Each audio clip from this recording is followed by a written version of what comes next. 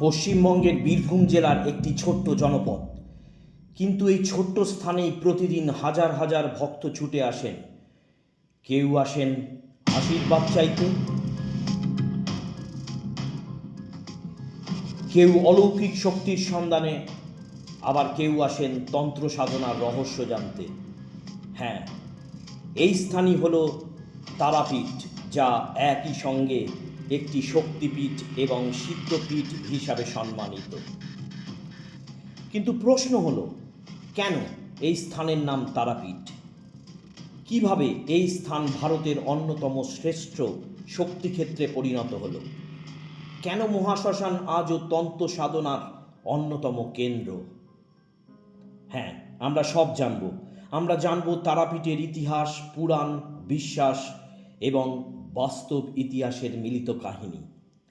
নমস্কার, আমি সুরজিৎ। একাকী সুরজিতের গপ্পের থেকে আপনাদের স্বাগত জানাই আরও একটি এপিসোডে। অজানা ইতিহাস, তারাপীঠ, মা তারার অলৌকিক মহাপীঠ।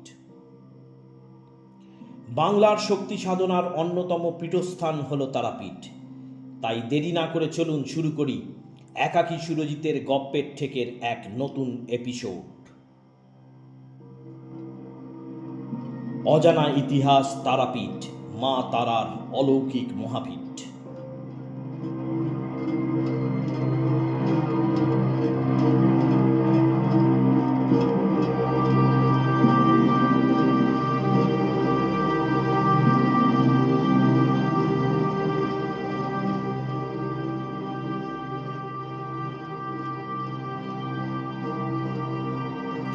ভাবুন, আজ থেকে বহু শতাব্দী আগে বীরভূমের বিস্তীর্ণ জনপদ, ঘন জঙ্গল, তারকা নদীর শান্ত প্রবাহ, চারিদিকে অদ্ভুত নীরবতা, আর যা মাঝে মাঝে ভেঙে দিত বন্য প্রাণীর শব্দ। তারাপীঠ আজ পশ্চিমবঙ্গের অন্যতম প্রসিদ্ধ তীর্থস্থান। কিন্তু এই পবিত্র ভূমির ইতিহাস কেবল একটি মন্দিরের ইতিহাস নয়, এর মধ্যে আছে পৌরাণিক কাহিনী। হিন্দু ধর্মগ্রন্থে বর্ণিত আছে তারাপীঠ হল সতীপীঠ।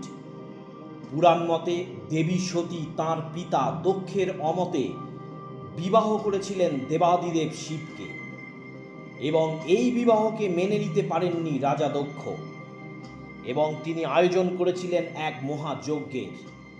কিন্তু তার এই যজ্ঞ শিবকে আমন্ত্রণ জানাননি। এই অপমান সহ্য করতে না পেরে দেবী সতী যজ্ঞকুণ্ডে আত্মাহুতি দেন। শোকাহত মহাদেব সতীর দেহ কাঁধে নিয়ে বিশ্বজুড়ে তাণ্ডব শুরু করেন। তখন সৃষ্টির ভারসাম্য রক্ষার জন্য ভগবান বিষ্ণু সুদর্শন চক্র দিয়ে সতীর দেহ খণ্ডিত করেন।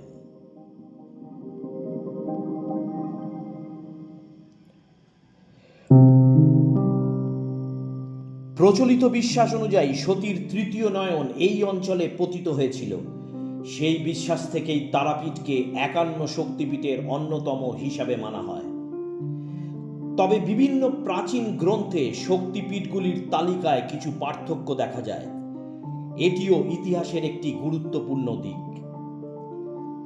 এবার আসি মা তারার কথায়। দশ মহাবিদ্যার মধ্যে মা তারা দ্বিতীয় মহাবিদ্যা। তিনি করুণা, জ্ঞান এবং রক্ষার প্রতীক। তারাপীঠে দেবীর রূপটি বিশেষভাবে অনন্য।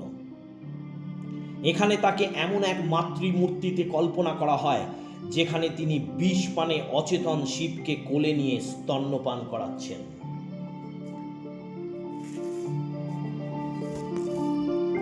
এই মাতৃত্ব, স্নেহ এবং জীবন রক্ষার শক্তি প্রতীক হিসাবে ব্যবহৃত হয় এবং পূজিত।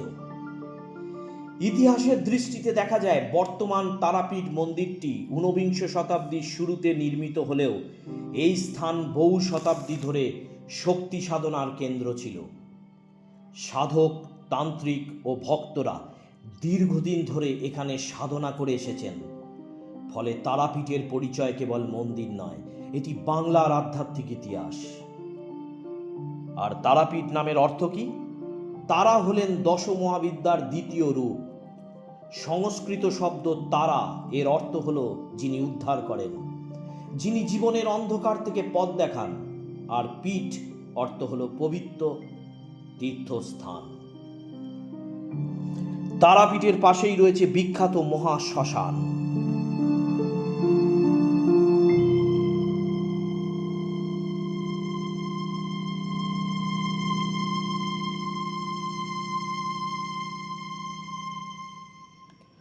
সাধারণ মানুষের কাছে শ্মশান ভয়ের প্রতীক হলেও বহু তান্ত্রিক সাধকের কাছে এটি আত্মজ্ঞান ও সাধনার স্থান।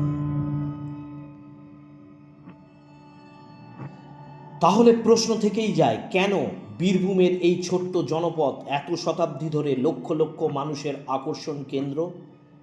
কি এমন ঘটেছিল যা তারাপীঠ ভারতের অন্যতম শ্রেষ্ঠ তীর্থে পরিণত হলো?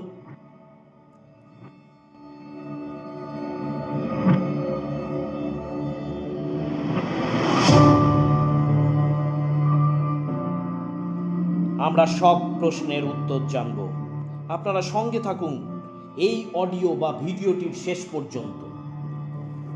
ঊনবিংশ শতাব্দীর বাংলা বীরভূম জেলার এক সাধারণ ব্রাহ্মণ পরিবারে জন্মগ্রহণ করেন এক শিশু।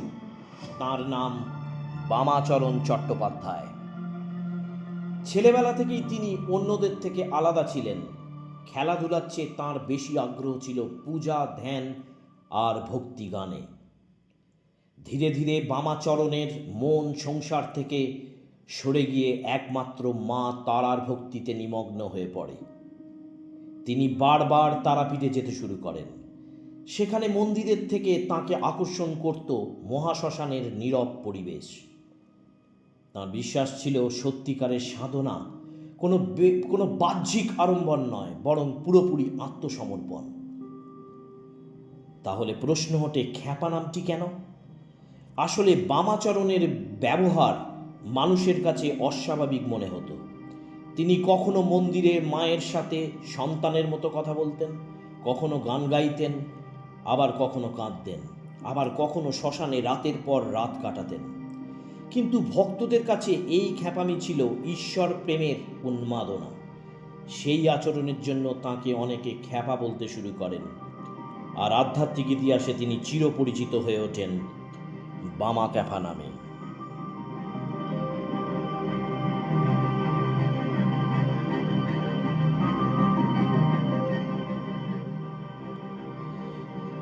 তারাপীঠের কথা বলতে গেলে অনেক পৌরাণিক কাহিনী ও ইতিহাস সামনে আসে। যেমন আজ আপনাদের আরও একটি পৌরাণিক কাহিনীর কথা বলবো। তারাপীঠের জীবৎকুণ্ড বা জীবিত কুণ্ড বা জলাশয় এবং এর সঙ্গে জড়িয়ে থাকা এক পুরাণ কাহিনী। জয় দত্তের কিংবদন্তি। প্রচলিত কাহিনী অনুসারে বহু বছর আগে এক ধনী বণিক জয় দত্ত নৌপথে বাণিজ্য করতে গিয়ে তার একমাত্র পুত্রকে হারান এবং শোকাহত অবস্থায় তিনি স্বপ্নে মা তারার দর্শন পান। দেবী তাকে নির্দেশ দেন কাছের একটি পবিত্র কুণ্ডের জল তার মৃত পুত্রকে স্পর্শ করাতে। পরদিন জয়দত্ত সেই কুণ্ডে পুত্রকে নিয়ে গেলেন। লোককথা অনুসারে পুত্রটি আবার জীবিত হয়ে ওঠে। এই অলৌকিক ঘটনার কারণেই কুণ্ডটির নাম হয় জীবিত কুণ্ড। এরপর জয়দত্ত মা তারার পূজার ব্যবস্থা করেন এবং মন্দির প্রতিষ্ঠার উদ্যোগ নেন। আজও বহু ভক্ত তারাপীঠে পুজোর আগে বা পরে জীবিত কুণ্ডের জল স্পর্শ করেন বা স্নান করেন। এটি শুদ্ধি ও আশীর্বাদের প্রতীক হিসাবে মানা হয় এবং প্রচলিত ইতিহাস অনুযায়ী মল্লারপুরের জমিদার জগন্নাথ রায় 1800 শতকে তারাপীঠে মা তারার মন্দিরের পুনর্নির্মাণ বা সংস্কারের উদ্যোগ নেন।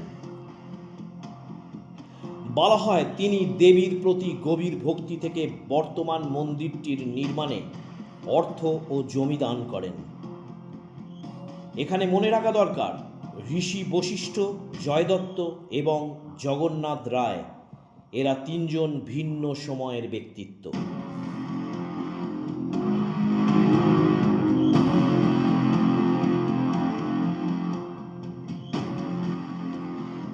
তারাপীঠের কথা বলতে গেলে আরও একটি পুরাণ কাহিনী আপনাদের সামনে তুলে ধরতেই হয়, অর্থাৎ বুদ্ধ, ঋষি বশিষ্ঠ ও তারাপীঠের জন্ম রহস্য।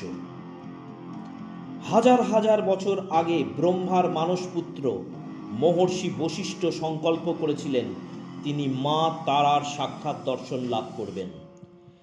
তিনি দীর্ঘকাল কঠোর তপস্যা করলেন, কিন্তু কোনো সিদ্ধি লাভ হলো না। হতাশ হয়ে একদিন তিনি দৈববাণী শুনলেন, হে বশিষ্ঠ, তোমার সাধনার পথ এখনো সম্পূর্ণ নয়, মহাচীনে যাও, সেখানে তথাগত বুদ্ধের কাছে তন্ত্র সাধনার গুপ্ত রহস্য শিক্ষা করো। ঋষি বশিষ্ঠ মহাচীনে পৌঁছে দেখলেন বুদ্ধ গভীর ধ্যানে নিমগ্ন। অন্য একটি প্রচলিত কাহিনীতে বলা হয় বুদ্ধ তাকে বামাচার তন্ত্র সাধনার গূঢ় পদ্ধতি শিক্ষা দেন এবং বোঝান যে মা তারার কৃপা লাভের জন্য শুধু বৈদিক আচার নয়, তান্ত্রিক সাধনাও প্রয়োজন।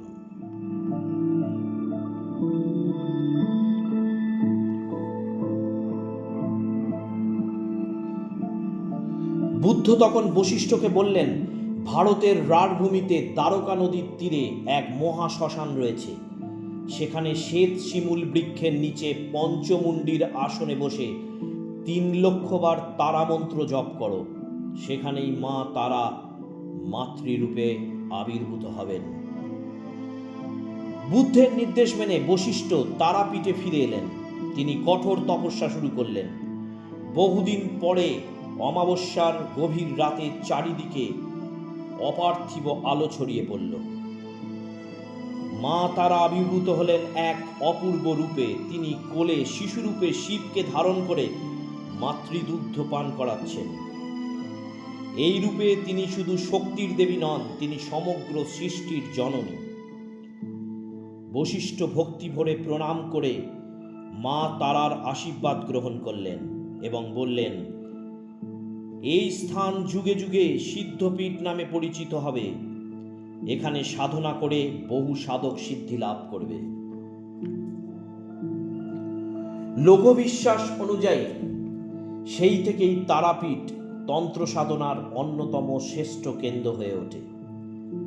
আর তারাপীঠের তান্ত্রিক ঐতিহ্যে অধিক পরিচিত নাম পঞ্চবটী আসন বা পঞ্চমুণ্ডী আসন, বা একে অনেকে বশিষ্ঠ আসনও বলে থাকেন। আর কথিত আছে এই আসনে বসেই বশিষ্ঠ তারাপীঠের মহাশ্মশানে দ্বারকা নদীর তীরে এক শ্বেত শিমুল গাছের নিচে 3 লক্ষ বার মা তারার মন্ত্র জপ করেন এবং এই স্থান সিদ্ধপীঠ হিসাবে প্রসিদ্ধ হয়। তান্ত্রিক শাস্ত্রে পঞ্চমুণ্ডী আসন বলতে 5টি ভিন্ন প্রাণীর মুন্ডের প্রতীকী বিন্যাসের উপর প্রতিষ্ঠিত সাধনার আসনকে বোঝায়। পরবর্তীকালে মহাসাধক বামাখ্যাপাও এই আসনের সঙ্গে যুক্ত সাধনার পরম্পরার ধারক হিসাবে পরিচিত হন। কিন্তু পঞ্চবটী ও পঞ্চমুণ্ডির মধ্যে একটি বিশেষ পার্থক্য আছে। পঞ্চবটী হল সাধারণত 5টি পবিত্র বৃক্ষের সমন্বয়ে গঠিত সাধনাস্থলকে বোঝায়, আর পঞ্চমুণ্ডী আসন হল তন্ত্র সাধনার বিশেষ আসন যা তারাপীঠের সঙ্গে সরাসরি সম্পর্কিত।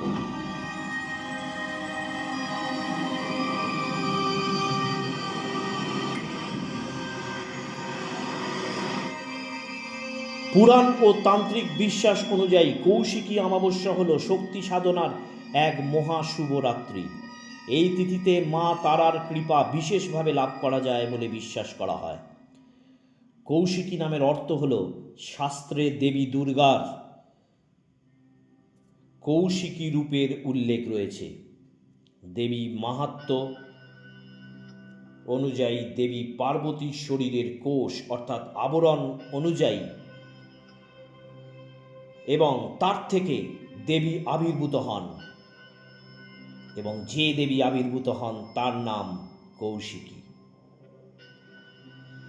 শক্তির এই রূপের সঙ্গে অমাবস্যার তান্ত্রিক উপাসনার একটি ঐতিহ্যগত সম্পর্ক গড়ে উঠেছে।